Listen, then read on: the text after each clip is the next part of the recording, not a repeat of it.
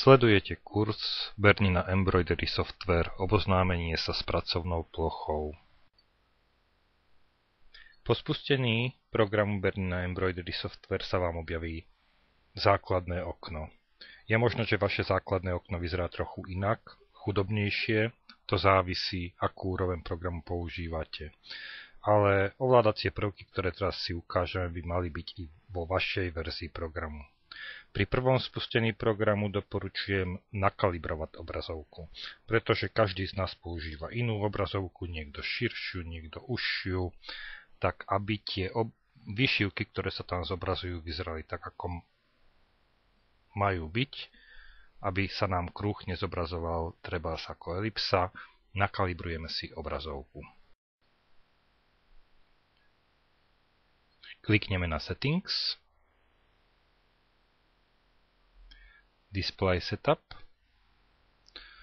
Na obrazovke sa nám objaví obdĺžniček, odmeriame si jeho rozmery, šírku a výšku a príslušné hodnoty zapíšeme do tabuľky. Sem šírku,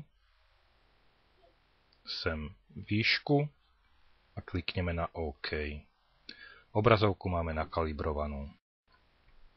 Pracovná plocha obsahuje viacero líšt, hore máme menu, príkazovú lištu a režimovú lištu.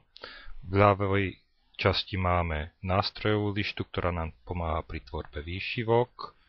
Dole máme lištu, ktorou môžeme meniť druh stehu a pod ňou lištu, ktorou môžeme obrázok umiestňovať na konkrétne miesto. Teraz si otvoríme nejakú výšivku, klikneme na File, Open, vyberieme nejakú zložku, kde máme výšivky, klikneme na nejakú výšivku konkrétnu. Výšivka sa nám zobrazí v okne Preview, klikneme na Open a výšivka sa nám otvorí.